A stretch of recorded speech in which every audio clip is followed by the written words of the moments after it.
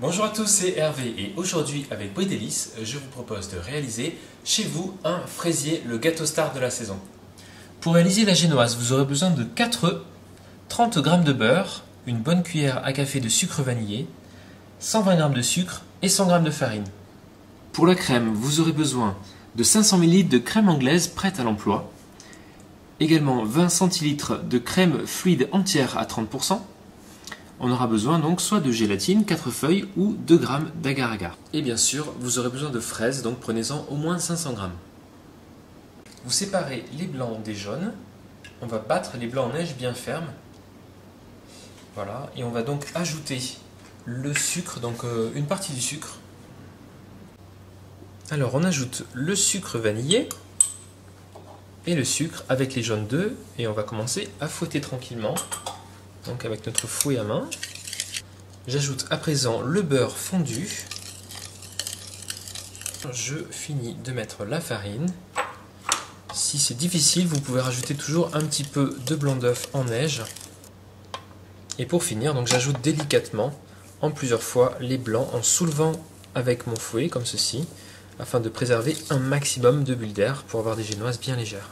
Je verse la préparation dans 2 cercles, donc de diamètre identique.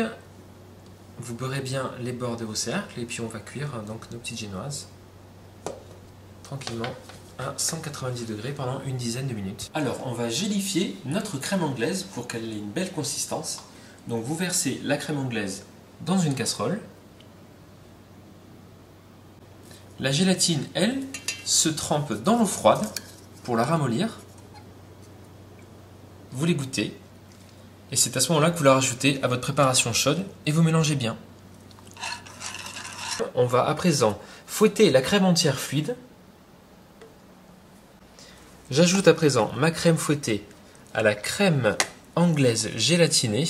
Donc voilà, vous voyez, elle a une texture gélatineuse et on va la détendre avec un fouet à main en intégrant tranquillement notre crème fouettée.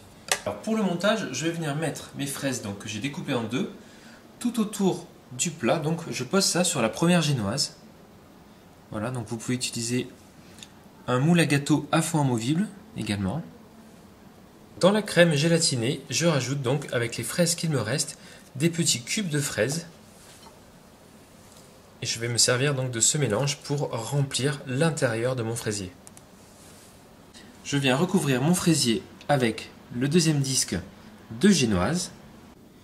Voilà, on démoule notre fraisier après quelques heures au frigo et vous voyez que donc il tient bien, la crème gélifiée a pris une belle consistance. Alors en finition, vous pouvez utiliser soit de la pâte à sucre, soit de la pâte d'amande ou pourquoi pas tout simplement du sucre glace. Voilà, c'est ce que je choisis aujourd'hui. Et bien voilà, notre fraisier est fait, il ne reste plus qu'à le déguster et nous vous souhaitons avec Bridélis un très bon appétit. À bientôt pour de nouvelles recettes.